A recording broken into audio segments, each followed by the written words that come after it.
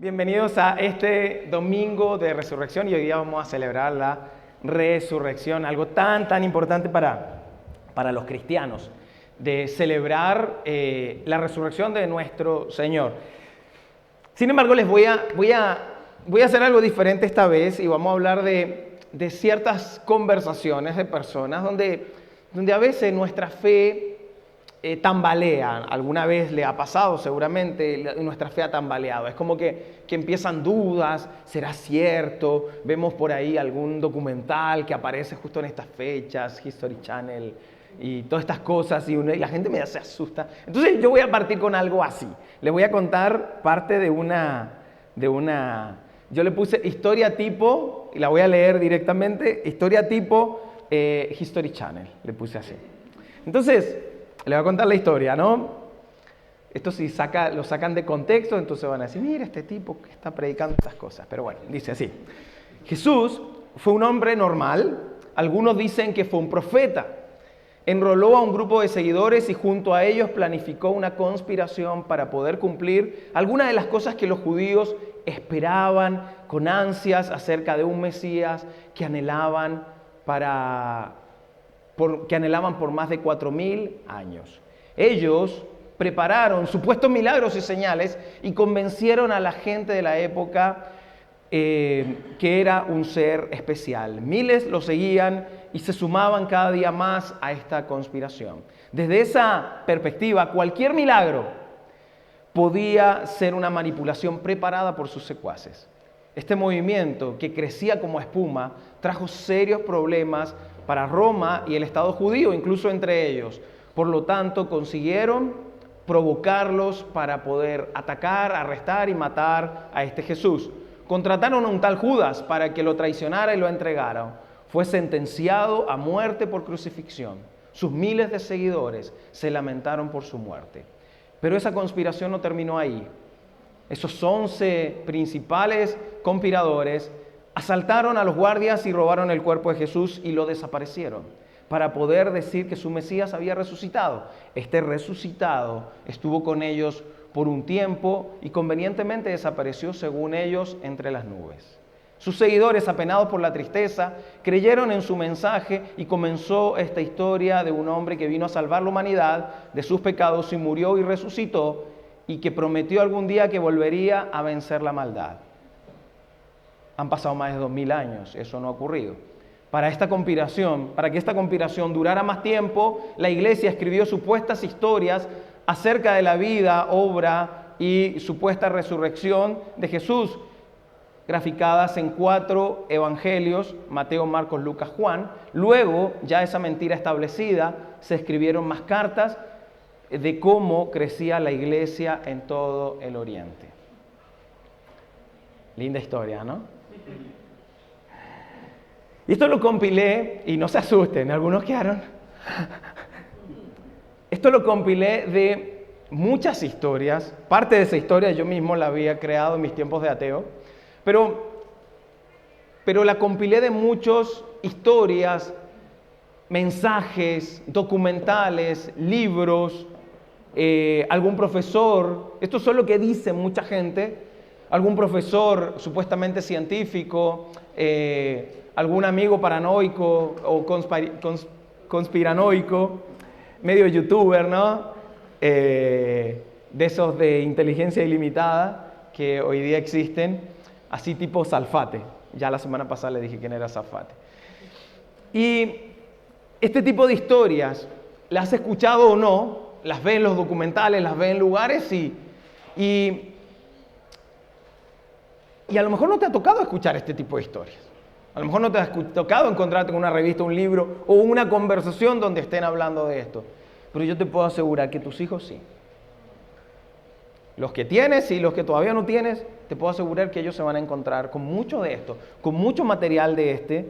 Y es la razón por la que hoy existen muchos ateos, agnósticos, gente que no quiere nada con la fe, gente que no quiere nada con la iglesia, gente que no quiere saber nada de Dios, porque realmente han sido contaminados por historias como estas, de un Dios y su supuesto hijo, que vinieron a gobernar el mundo, a morir por bondad. Cosas que a lo mejor la mayoría diría yo, nadie estaría dispuesto a hacer eso. Y hacen que la iglesia y lo que hace la iglesia se vuelva irrelevante. De ahí es que existe mucho ateísmo.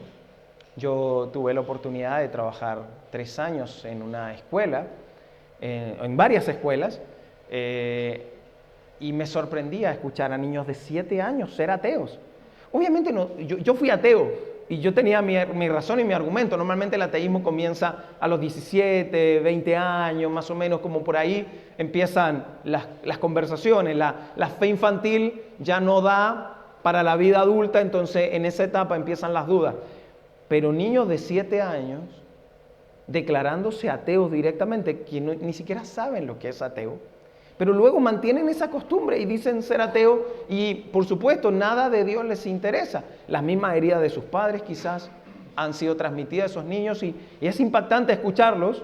Yo era profesor de religión, le habíamos puesto formación valórica, y escuchar a esos niños decir de una forma como tratando de herirme, yo soy ateo, y por supuesto no me daba rabia, me molesta de gente adulta que cree que con eso le va a hacer daño a un creyente, pero de un niño no hay otra cosa que compasión.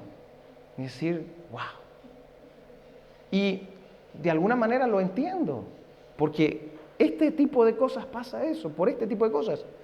Historias como esta quedaron grabadas en los corazones de los... A lo mejor tú no le diste importancia, pero ellos sí le van a dar importancia. Y ocurre esto. Y cuando tú no tomas tiempo para fundamentar tu fe, ocurre esto. Cuando tú no eres capaz de tomar tu Biblia y estudiarla, ocurre esto. Cuando tu formación acerca de Jesús es por medio de ver Jesús de Nazaret los Viernes Santos. Y no digo que esté mal, solo digo que si esa es tu formación acerca de Dios, eso es lo que tú sabes acerca de Jesús, por una película, o los que están hoy día haciendo un diplomado de Chosen, porque elevan el nivel, ¿no? Entonces se van a Chosen, ven Chosen y creen que ya lo saben todo. Por ese tipo de cosas ocurre esto. Cuando tu iglesia local lo único que quiere es que experimentes cosas místicas, que vivas dentro de la abundancia y la prosperidad, que pactes, que hagas cosas raras y cosas así. Cuando esa es la formación, cuando al final el conocimiento de poder llegar a saber cuántos palos tiene el arca, son las cosas que realmente le importa, y que la iglesia local sea eso lo que quiera que tú sepas, pasa esto. Niños ateos de 7 años. Una generación en peligro. Cuando muchos se quedaron con su fe infantil. Esto es lo que me enseñaron, esto es lo que aprendí, esto es lo que yo creo de Dios. O justamente cuando decidí no formar a mis hijos en la fe. Total, que ellos elijan. Cuando sean grandes ellos elijan. Qué buen padre que permite que sus hijos elijan. Suena maravilloso en la teoría. Pero ellos no van a elegir una fe. Ellos van a seguir lo que le van a enseñar en la escuela. Un profesor, un tiktokero. ¿Sí saben qué es tiktokero? ¿Sí? Cualquier persona que se le ocurra una historia como la que inventé al principio. Y va a dañar la fe. La mayoría de los que están acá escuchan esta historia y no les mueve ni 1 milímetro la aguja acerca de su fe. Dije la mayoría, porque sé que alguno quedó medio asustado. Así como, ¿será cierto? ¿Será que esto es una conspiración en el primer siglo? ¿Será que todo esto que dice es verdad? Justo alguno ayer, pasando por canales, se pilló con documentales de History Channel. Ayer estaban dando algunos precisamente, yo me puse a ver algo. A mí me encanta ver todas esas locuras. Algunos son bien buenos. Algunos de ustedes pueden quedar pasmados ante una pregunta de tu hijo, de tu hija, acerca de estas cosas, donde ellos necesiten argumento y tú no sepas qué decirle. A mí me dijeron que todo eso era mentira. Y hasta ahí. Mi fe, cuando yo pasé a ser ateo y me declaré ateo, por años fue mi papá, gracias. Pero mi papá un día me dijo, ¿y si todo esto es mentira?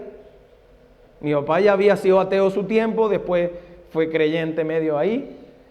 Y un día me dijo, ¿y si todo esto es mentira? Yo tenía como 12 años y dije, puede ser que sea todo mentira. Papá me lo dijo y todas las preguntas que yo tenía, papá no ayudó a responderlas, ni la gente que estaba alrededor mío. Así que dije, soy ateo. Y por años fui ateo. Justamente porque no había nadie que me ayudara a argumentar mi fe. Y hay momentos que no es solo sentir. Yo creo porque siento al Señor. Una señora una vez me dijo, tú no le cuenten a nadie. Estábamos en una reunión, en un servicio, en una iglesia grande. Y la señora me dice, mire cómo siento al Señor. Porque retumba, ve cómo retumba. Yo le dije, sí, se llama percusión. Toda la música, la alabanza, se llama percusión. Justamente para mover todo esto. Los músicos saben de eso. Justamente es lo que genera, pero no es que tengas que sentir al Señor así. Porque hay gente que sí, yo siempre digo, yo admiro a las personas que sienten al Señor y creen y no dudan en nada. Y yo de verdad admiro a esa gente. Pero yo no soy así. Yo cuestiono todo. Yo empiezo, ¿y será así? ¿Será que no? Yo soy muy escéptico en esas cosas. Pero aún siendo escéptico, puedo tener una fe y una certeza de que el Señor y todo lo que dice de Dios es cierto. Lo de Jesús es cierto, pero no es fácil, porque si no sería solamente para la gente sensorial, solamente para la gente emocional. Pero no es así, hay muchos que somos cabezones y que no nos convencen con cualquier cosa. Y vemos un documental como este y parece convincente. Pero justamente muchas de estos documentales, cuando sabes, cuando estudiaste, cuando aprendiste, tú ves y dices, qué ridiculez más grande. Y no porque estás negando, ay, que ataquen a mi Señor. Yo ni me ofendo cuando atacan a Dios. Cuando hacen chistes, cosas así. Yo ni me ofendo por eso. Cuando yo veo un documental que preparan o una película para hacer cosas así, yo no me ofendo porque lo veo, si es que quiero verlo, si es que me da tiempo de verlo, lo veo y digo, la base es basado en nada. Me acuerdo de un documental una vez que estaba viendo y que decía, por aquí estaban las huellas de Jesús y María Magdalena cuando se escaparon. Y por aquí fue, por este lugar. ¿Y cuál es el argumento, la evidencia histórica de decir eso? Ninguna. No hay ni un escrito, ni dentro, y ni fuera, ni en ninguna parte, que diga ese tipo de cosas. A alguien se le ocurrió y creyeron que eso era bueno. El tema es que se ocurrió en estos tiempos, no en los tiempos de antes, y voy a ir para allá. Por lo tanto, cuando vienen estos argumentos y este tipo de cosas, algunos tambalean y su fe les tambalea. Y lo que yo quiero, y con este mensaje, es que ya no tambalees más, que ya no te preocupes más, porque, pastor, salió un nuevo documental de unos libros apócrifos. ¿Cuál es el problema? Eso han inventado esas cosas toda la vida. Y sí, hay libros que no quedaron en los cánones porque no coincidían con la historia. Ya, no es nada nuevo. Hay uno que dice que Jesús, y dice que está cortado el papel y dice, la besó.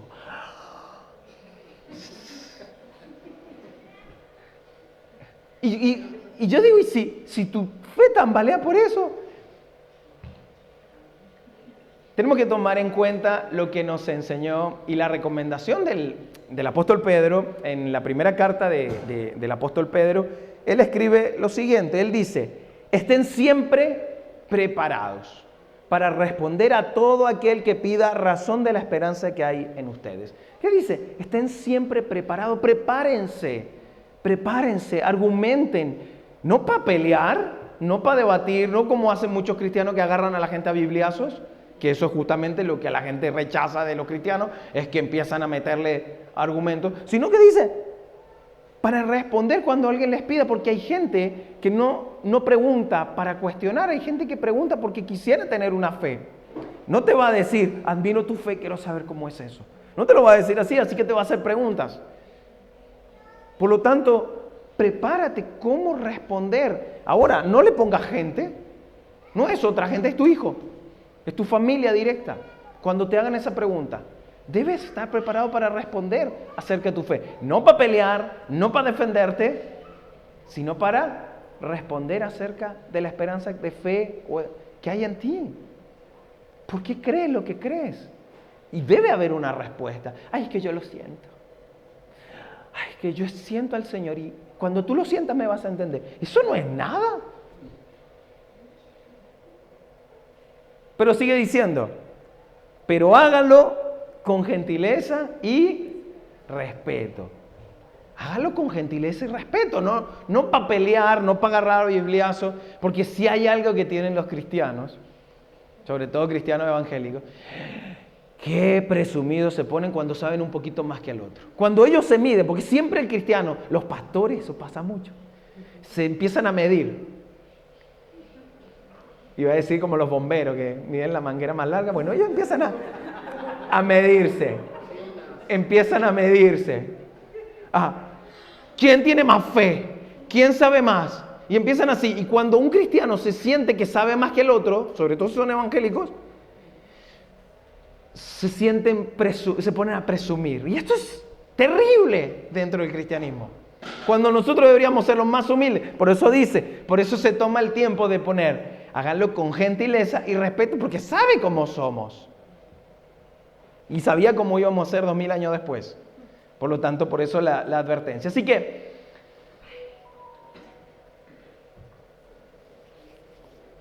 tenemos que hacerlo con cuidado porque debemos tomarlo en serio. Sobre todo si eres un seguidor de Jesús. Si todavía no estás relacionado con eso, ten paciencia. Pero si eres un seguidor de Jesús, tienes que tomártelo en serio. Porque ¿sabes qué? Y esto lo debes saber, esto lo digo siempre y lo debes saber. Quizá lo más cerca de un no creyente que pueda estar de Jesús es estando cerca de alguno de nosotros. Lo más cerca que alguien pueda estar de Jesús es estando cerca tuyo. Por eso, tómatelo en serio, es una responsabilidad. Por eso debes prepararte, por eso debes saber qué argumentar. Y no que ni te pongas a pelear, estos malditos ateos. No se trata de eso. Por lo tanto, es necesario que te prepares. Jesús, la vida de Jesús, es parte de un plan divino de Dios en la historia. No ahora al último, sino es un plan divino de parte de Dios. Todo tenía un argumento, todo fue hecho de una manera divina de parte de Dios para nosotros. Hemos hablado en la última serie acerca de esto. Dios, toda la creación que hizo Dios, consideró que era buena. Solo una cosa no era buena, que era que el hombre no esté solo. ¿Sí? Entonces puso a Dios y Dios dijo, no es bueno que el hombre esté solo, así que mandó una ayuda idónea. No idueña, idónea. Y en ninguna parte sale algo de la suegra ni nada de eso. Dice ayuda idónea. ¿Ok? Entonces, y ese era el plan de Dios. Todo era bueno, todo era perfecto. Hasta que Adán y Eva, ahí en el huerto del Edén, ay, pero a mí me cuesta creer esa historia. Ok, después podemos conversar. Adán y Eva ahí en el huerto del Edén deciden desobedecer, prefieren confiar más en una serpiente que hablaba y que aparentemente caminaba, que en su Dios que lo había creado. Y el problema no fue solo de desobediencia, sino de confianza. Y de ahí entran dos problemas importantes al mundo. Problema número 1, el pecado. Problema número 2, por consecuencia del pecado, la muerte. Son los dos problemas que entran. El plan de Dios, si todo era perfecto, esto no entraba en el plan de Dios. Pero por la desobediencia del hombre, por la falta de confianza del hombre en Dios, entran estos dos problemas. Y el primer Adán se encontró con ese gran problema. Provocó el primer problema. Así que si ustedes se llegan a tentar y decir, Adán, mira lo que hiciste. Mira, si tú o yo hubiésemos sido Adán, la hacemos igualita. Igualito. Le hubiésemos echado la culpa a Eva, a la serpiente, a Dios, a todo el mundo. Ya, Si tú hubieses sido Adán, hubiese hecho lo mismo. Así que no se tienten a culpar a Adán. Entonces, ¿qué pasó? Entra el pecado y la muerte como consecuencia de esto. Se pierde todo ese plan perfecto en ese sentido de la creación y el hombre ahora entra en una situación de condenación a sí mismo. Dios ve este problema y decide hacerse cargo y promete, ahí en Génesis 3:15, promete a Eva precisamente que de su linaje, de su simiente, iba a venir un Salvador y que él iba a pisar la cabeza a la serpiente. Y por eso, si ustedes ven la pasión de Cristo, simbolizan en un momento que Jesús pisa la cabeza de una serpiente, justamente tratando de simbolizar que este Salvador iba a solucionar este problema. O sea que iba a haber un segundo Adán que iba a venir en propósito del rescate de estos dos problemas que vinieron. Por lo tanto, si ves todo el Antiguo Testamento, que los hebreos le llamaban la ley y los profetas, así le llamaban ellos a todo lo que tú conoces como el Antiguo Testamento, Dios preparó todo el tiempo el camino para que llegue ese Salvador a solucionar justamente estos dos problemas, para que ese segundo Adán pudiera solucionar, pudiera redimir a este mundo. Eso está en Primera de Corintios 15, y ahí él se muestra este último Adán, este segundo Adán que venía a solucionar ese primer problema. Y Dios comenzó a hacerlo por medio de una familia, y ahí conocemos la historia de Abraham, se acerca de toda la familia de la tierra, elige una familia, no la más perfecta, no la más especial, sino una familia, y elige a Abraham y promete a su descendencia que por medio de, a él y a su descendencia, que por medio de ellos todas las naciones de la tierra iban a ser benditas. Todas las familias de la tierra iban a ser bendecidas por medio de ellos. Y se lo dice, y hoy día es una promesa cumplida, porque las tres religiones más importantes del mundo, los cristianos, los judíos y los musulmanes, vienen de la línea de Abraham. Todos conocen quién es el padre de Abraham y las familias fueron bendecidas por esto. Pero hay una promesa principal con respecto a eso, que es cuando Jesús nace, unos ángeles se aparecen a unos pastores que estaban ahí para darles la noticia de que Jesús había nacido y dice y les anuncia que les traigo buenas noticias. Recuerden, en Navidad siempre decimos este versículo, les traigo buenas noticias que alegrarán a todas las familias de la tierra. Ha nacido el Salvador en Belén, ¿sí? Entonces, esa es la promesa, la misma promesa a Abraham, es la promesa cumplida con Jesús. Por lo tanto, Jesús es anunciado por Juan el Bautista.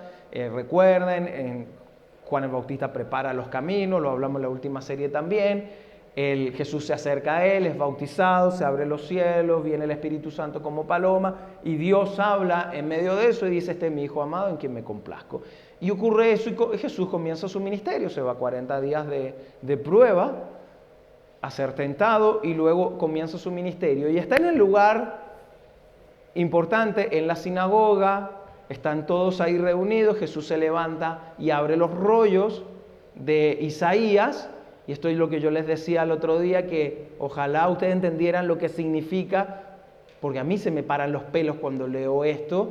Y Jesús abre el libro de Isaías y dice lo siguiente, y así es como comenzó su ministerio Jesús: el Espíritu del Señor está sobre mí, por cuanto me ha ungido para anunciar las buenas noticias a los pobres. Me ha enviado a proclamar libertad a los cautivos y dar vista a los ciegos, a poner en libertad a los oprimidos, a pregonar el año a favor del Señor. Luego cierra el rollo, toma asiento, mira a las personas que estaban escuchándolo y dice esto que aquí de verdad sí se me paran los pelos. Y dice así: hoy se cumple esta escritura en presencia de todos ustedes. Esto que había escrito Isaías, que estaba puesto ahí muchos años antes. Imagínense, esa gente estaba sentada ahí y alguien lee el texto que había sido profetizado de que el Mesías iba a llegar y justamente es el Mesías que lo lee en presencia de ellos. Fue increíble. Esa gente seguramente creyó pero al momento lo persiguieron y casi lo mataron en ese mismo momento. Así que Jesús fue la solución justamente para los dos problemas. El pecado, solución para el pecado era vivir una vida sin pecado. Solución para la muerte, morir por causa del pecado de la humanidad. Esa era la manera como debía ser redimido esto. Esa era la manera como debía ser. Jesús debía morir porque la paga del pecado es muerte, según Romanos 6. La paga del pecado, o sea, la muerte entra por causa del pecado. Entonces Jesús debía morir por derramamiento de sangre para pagar ese pecado. ¿Y por qué tenía más sentido para ellos que para nosotros en nuestro contexto? Porque Dios había establecido formas para que su pueblo, de forma simbólica, pudieran de alguna manera limpiar sus pecados. Y la manera era por medio de sacrificios de animales, palomas, pero principalmente corderos. Entonces usaban un cordero perfecto, que no estuviera cojo, que estuviera perfecto, y este cordero lo usaban, lo sacrificaban, y su sangre terminaba limpiando el pecado de esa persona. Esa era la manera como Dios había establecido para que haya el perdón de pecados. Pero había una promesa de que eso iba a ser de una vez y para siempre. Iba a haber un último sacrificio y para siempre.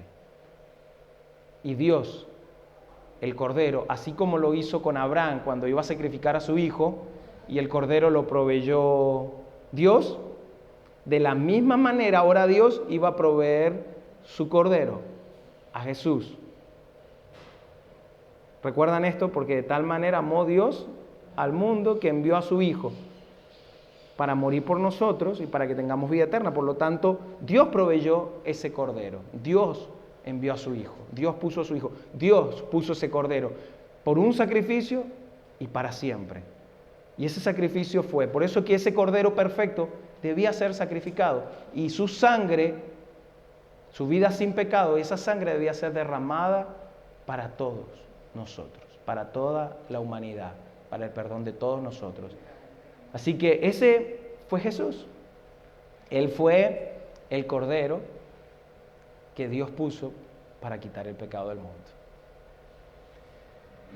Hace unos meses, poquitos meses, fuimos al sur con mi familia y fuimos al cumpleaños de un amigo y habían 2 corderos para sacrificar.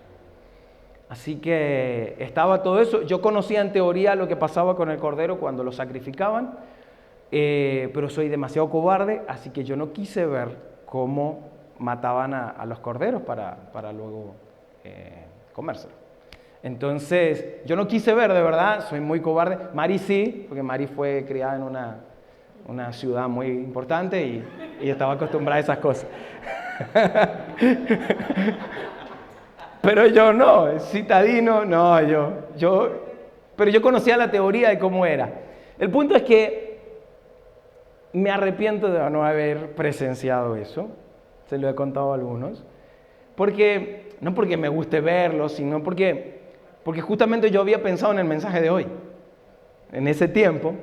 Entonces después dije, no lo vi, entonces, ¿cómo voy a poder? Porque lo que yo quería decirles es que ellos no se defienden, pero yo lo sabía en teoría, no lo había visto. Así que bueno, esta última semana me puse a ver videos, así que lo vi por video. Y es cierto, si tú ves, si te ha tocado presenciarlo, los corderos no se defienden. Ellos se entregan. Sí me tocó ver cuando los fueron a buscar en una camioneta, me tocó verlos que los amarraron y ellos ya saben para dónde van. Y como dice la Escritura, como cordero al matadero, ellos ya saben. Ellos estaban entregados total. Estaban ahí en la camioneta amarrados y sin ningún tipo de defensa, sin lloriquear, sin nada.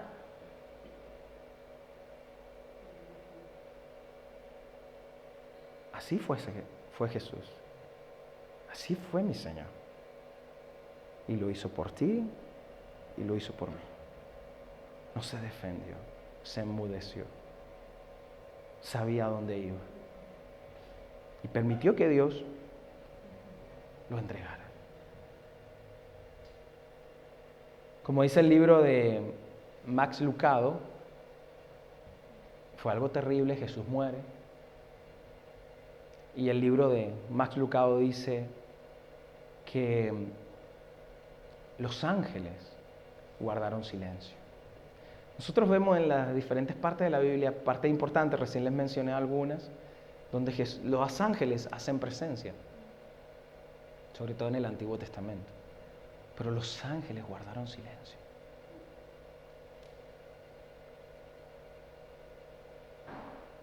Imagínense, para esos ángeles, ellos sabían la historia, los discípulos, las personas no sabían la historia, nosotros no estábamos, pero ellos sí conocían lo que iba a pasar. Y ellos veían a su Señor a punto de ser asesinado. Y tuvieron que contenerse. Ellos tenían el poder para aniquilar al Imperio Romano completo y a todos los judíos del templo que habían acusado a Jesús. Y no lo hicieron, se contuvieron. De hecho, cuando Jesús es arrestado, conocemos la historia que Pedro va y corta la oreja de un pariente del sumo sacerdote y lo defiende y saca su espada y Jesús le dice, guarda esa espada. Luego de decirle algo más, le dice lo siguiente, ¿crees que no puedo acudir a mi Padre? Y al instante pondría a mi disposición más de 12,000 batallones de ángeles. Que significa más o menos 72,000 ángeles. Hubiesen hecho papillas a cualquiera. De hecho, la cúspide más alta del Imperio Romano en soldados fue de 450,000 soldados que el Imperio Romano logró tener en su momento más alto. Claramente en ese lugar no había. Antes 76,000 ángeles, si solo 2 habían destruido Sodoma y Gomorra. ¿Qué significaba para Jesús dar la orden? Pero esos ángeles guardaron silencio. Se contuvieron, porque sabían que era parte de un plan perfecto, con un sacrificio horrible, pero un plan perfecto para nosotros. Ellos estaban a la orden. El silencio se apoderó del lugar, Jesús fue asesinado y para toda esa gente todo se acabó. Para cada seguidor, incluso para sus discípulos, asustados y escondidos, fue terrible. Todo se acabó. Y por esos 3 días, todo se acabó. Y nadie esperaba otra cosa. Nadie esperaba un resucitado. Nadie estaba 10, 9, 8, ahí viene, va a resucitar, 5, 4, 3, viene el Salvador. Nadie, ni su mamá, estaba esperando que Jesús resucitara. Un grupo de mujeres fue al sepulcro por temas de cuidado del cuerpo. Llegan allá y se les aparece un ángel, una luz resplandeciente. Y les dice lo siguiente, el ángel les dijo a las mujeres, no tengan miedo, sé que ustedes buscan a Jesús, el que fue crucificado. No está aquí, porque ha resucitado, tal como dijo. Vengan a ver el lugar donde estaba, y les fue a mostrar el sepulcro vacío. Luego vayan pronto a decirle a sus discípulos, Él se ha levantado de entre los muertos y va delante de ustedes a Galilea. Allí lo verán. Eso es lo que vine a decirles, les dice el ángel. Así que las mujeres, las asustadas mujeres, se alejaron a toda prisa del sepulcro, pero muy alegres, corriendo a dar la noticia a los discípulos. O sea, ellas van, se encuentran con la noticia, pasmadas, habían visto un ángel. En las historias de ángel, siempre los ángeles tienen un protocolo. Cuando ustedes se le aparezcan a un ser humano, digan, no tengas miedo, porque imagínate, si te aparece un ángel y salimos todos arrancando. Llegó, apareció un ángel aquí y salimos todos arrancando. Entonces, si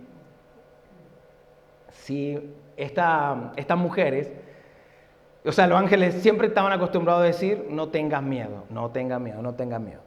Entonces, pero bueno, en eso sale Jesús, ya las mujeres habían salido a buscar a los discípulos, en eso sale Jesús y salió al encuentro y las saludó. Se le aparece Jesús y les dice, ellas se le acercaron, abrazaron sus pies y lo adoraron. Imagínense, Jesús había resucitado. Imagínense lo que estaba en sus mentes. Es tremendo. No tengan miedo, dijo Jesús. Vayan a decirle a mis hermanos que se dirijan a Galilea y allí me verán. Por lo tanto, la historia que les conté al principio, y tantas historias como Discovery Channel y todo esto, History, Salfate y todo esto, no tienen peso ante lo que realmente ocurrió y lo que tenía que ver con la historia. ¿Por qué no tenían peso? Primero, los discípulos eran un puñado de cobardes, que según ellos, según estas ideas conspiranoicas, fueron y enfrentaron al imperio romano, al templo judío, esos 11 cobardes, y se robaron el cuerpo. O sea, eso no tenía peso en la época. Esas conspiraciones y esa idea aparecieron en los tiempos de hoy, porque en la época no había cómo, nadie se enfrentaba al imperio romano. No lo hacían ni los países que eran subyugados por él. O sea, ni siquiera el Estado hebreo, los judíos, eran capaces de tener las fuerzas para enfrentar a Roma. Entonces, ¿qué poder iban a tener? 11 asustados, cobardes, de enfrentar a ellos. Por lo tanto, estas teorías son muy vanas. Fíjense lo que pasó en ese tiempo. Después de reunirse, cuando realmente Jesús no está, el cuerpo de Jesús no está en la tumba.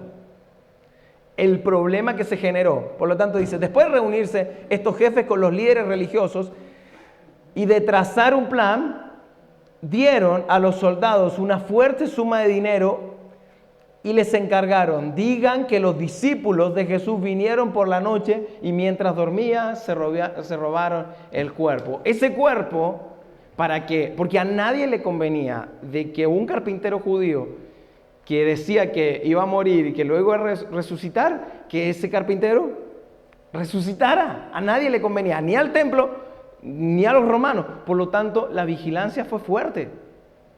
No es que la gente moría y lo vigilaban, a Jesús lo pusieron a vigilar.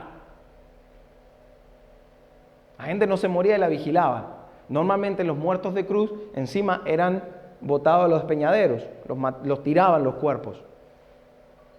El cuerpo de Jesús fue conservado por un hombre llamado José de Arimatea, que era un rico que tenía un terreno. Y él, por medio de su influencia, permitió que Jesús pudiera ser sepultado. Aún así, nadie quería que ese cuerpo saliera. Y los discípulos no estaban esperando rescatar el cuerpo. No era plan de eso. Porque para ellos todo se había acabado. Así que esa conspiración, esa teoría, no tenía poder en ese tiempo. Y eso se contó, esta historia fue la que se contó y todo el mundo supo lo que pasó.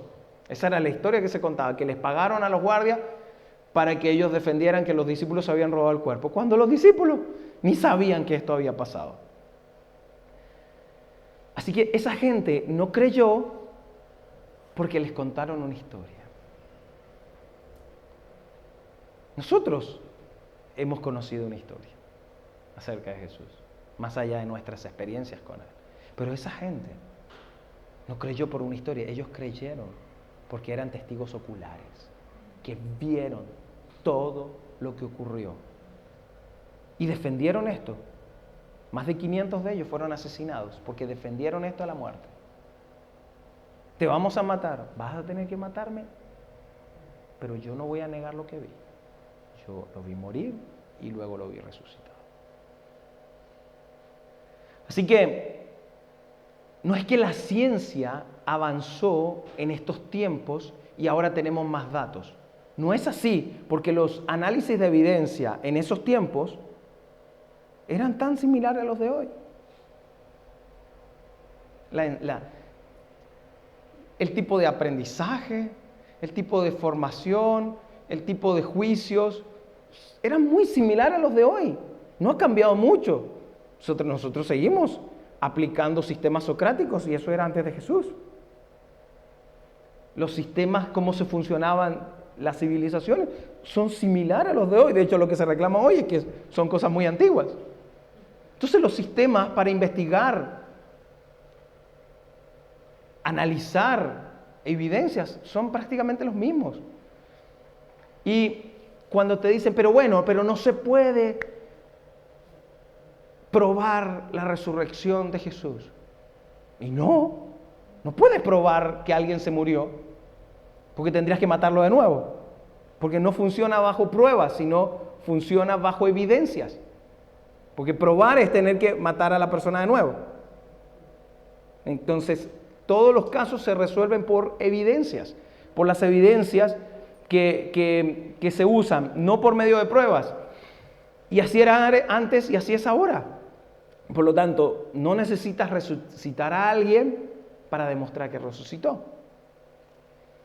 Simplemente debes asegurarte que murió y que luego haya testigos oculares que lo ven vivo. Por ejemplo, vamos a hacer algo extremo. Algunos cierran los ojos, ya Mauricio va a salir con una cosa. Supongamos, no voy a poner el nombre de nadie aquí. Tenemos una persona y se muere aquí. Porque no dio dinero ese día. No, mentira. No, entonces esa persona se muere aquí. Lo vemos todos. Se muere, se murió. Esperamos, se murió. Y llegamos el otro domingo y está sentado ahí conversando y todo. A ver, nosotros no sabemos qué pasó en la semana. No sabemos cómo resucitó. Lo que sabemos es que estaba muerto y ahora está vivo. Así es. Así se muestra la evidencia. No puedo probar cómo fue que resucitó, qué pasó, y una luz, vino un rayo. No sabemos cómo fue. Puse un ejemplo burdo de esto, ¿ok? Se asusten. ¿Seré yo, Señor, de alguno ahí? Y eso fue lo que pasó con 500 personas. Vieron a Jesús vivo.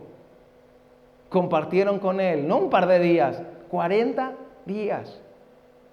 Y esos 500 eran seguidores de Jesús, familia de Jesús, enemigos de Jesús, incluso los que mandaron a matar a Jesús. Y se convirtieron a Él. ¿Por qué? Porque lo vieron resucitado. Si alguien dice que se va a morir y que va a resucitar el tercer día y lo cumple, me hago su seguidor, aunque haya sido yo el que lo mandó a matar. Es que así se analizan las cosas. Así que, y por otro lado, de hecho la teoría más fuerte, era tan fuerte la teoría de la resurrección, de que Jesús realmente había resucitado por medio de la evidencia de los testigos oculares, que como no podían rebatir eso, entonces fueron a otro punto que era, entonces Jesús no murió. Entonces Jesús no murió, por eso todo esto lo vieron vivo, porque Él no murió. Entonces ahí apareció esta cuestión de que Jesús le dio catalepsia. Y ahí hay varias películas que salen, que se fue con María Magdalena y tuvieron hijos y después sale el Código Da Vinci. Entonces, era más fácil decir que no murió a tratar de ir en contra de la evidencia acerca de la resurrección. Así que Jesús no murió. Pero vamos, los romanos eran máquinas de asesinar. Y la cruz era la forma de condena a muerte, no castigo. La gente que se subía a la cruz bajaba muerta. No era un castigo de azote, era una herramienta para matar personas y morían por asfixia. Y las personas morían, y si no se estaban muriendo, rompían sus rodillas para que ya no pudieran respirar más, no tuvieran cómo sostenerse, y se ahogaban y se morían. Pues era una muerte lenta. Así que los romanos, toda la gente que era crucificada, no Jesús, hay gente que cree que el único que, no Jesús, era la forma de matar a las personas en esos tiempos por condena.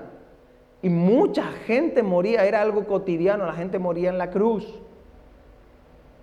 Y la gente se moría en la cruz. Así que la posibilidad de que Jesús saliera vivo, aparte de haber derramado toda su sangre, recuerden que cuando Él es traspasado por una lanza, que era para cumplir una profecía que decía el traspasado, lo que salió de Jesús ya no era sangre, había agua, porque ya toda su sangre, y eso era para simbolizar, fue derramada. Así que Jesús ciertamente murió, pero ciertamente resucitó. Así que, por lo tanto, si estas cosas, estos documentales, esta historia que le conté al principio, tambalea tu fe, si eso tambalea tu fe, revísate. Como decimos en Chile, tenés que hacerte ver.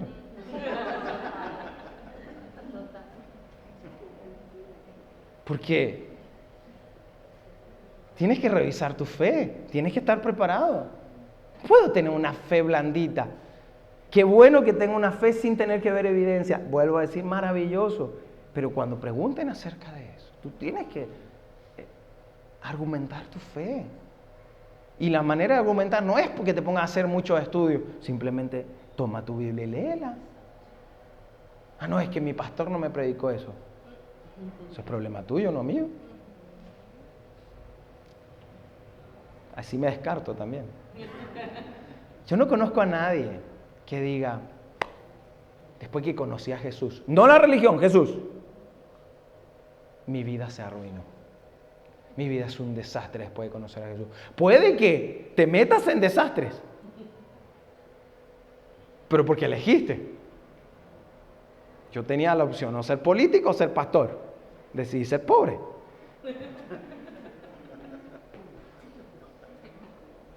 Por lo tanto, uno sí me metió en problemas, pero yo elegí esto. Esa gente eligió a Jesús y decidió morir por él. Y para ellos, morir por Jesús era una honra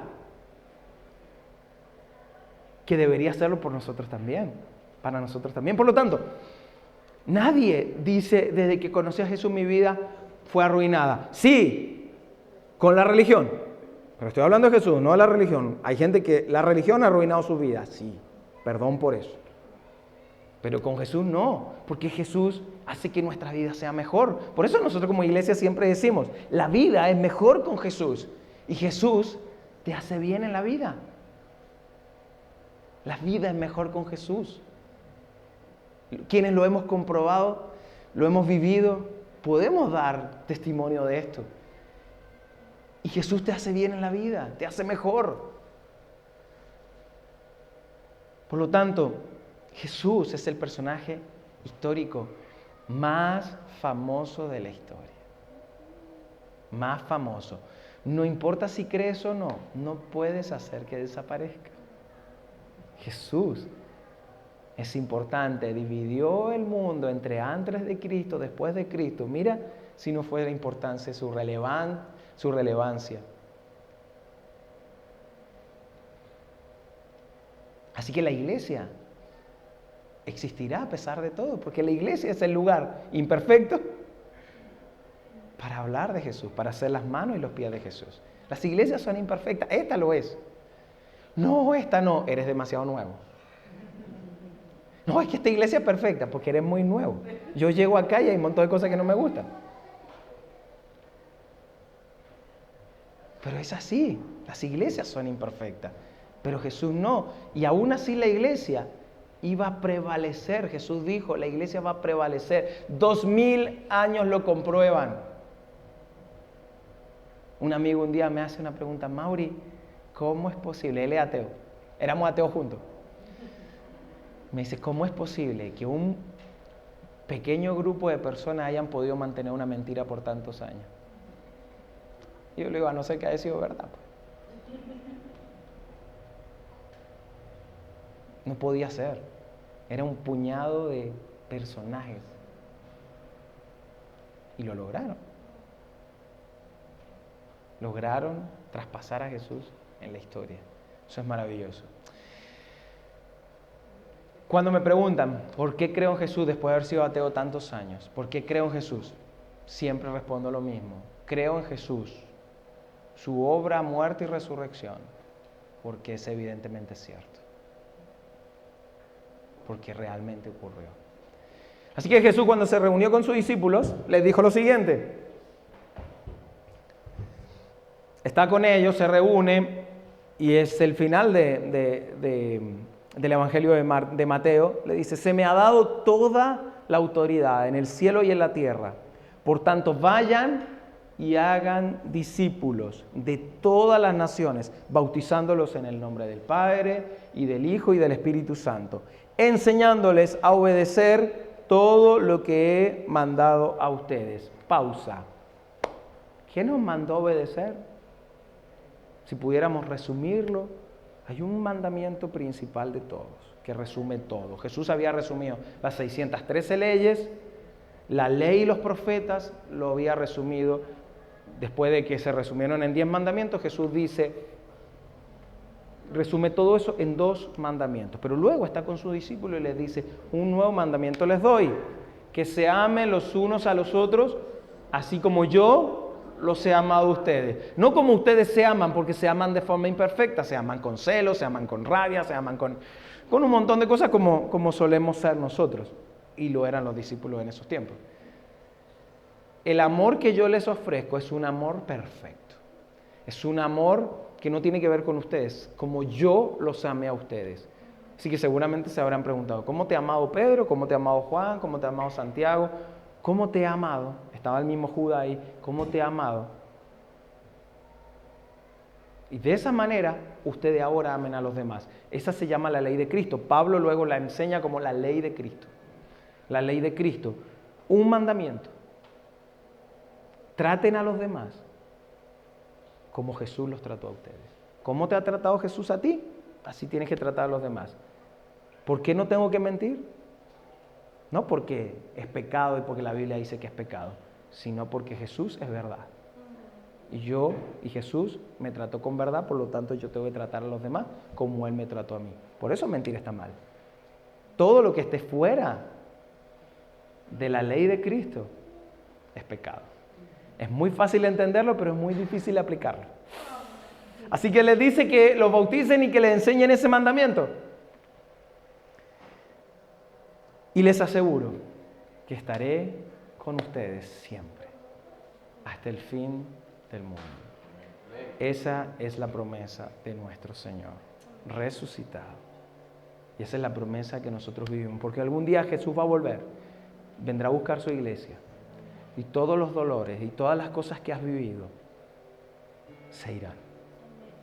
Mientras tanto estamos formándonos. Mientras tanto Él está formando nuestro carácter. No nuestra comodidad, nuestro carácter.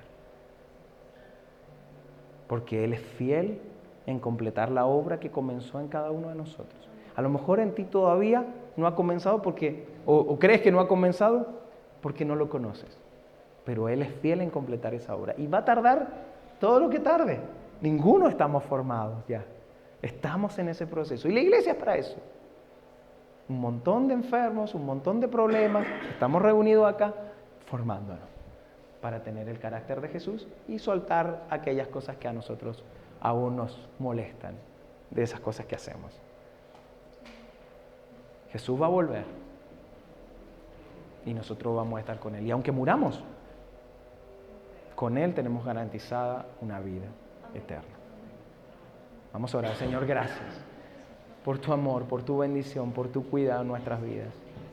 Gracias, Dios, por haber enviado a tu único Hijo, a ese segundo Adán, a reparar aquel problema que se generó en el principio.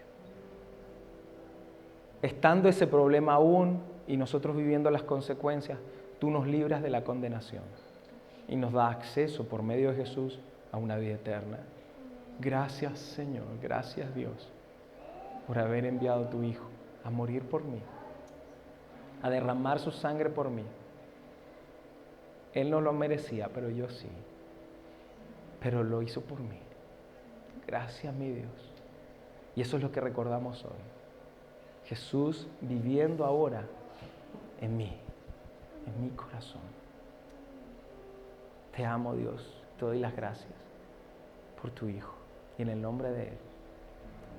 Amén.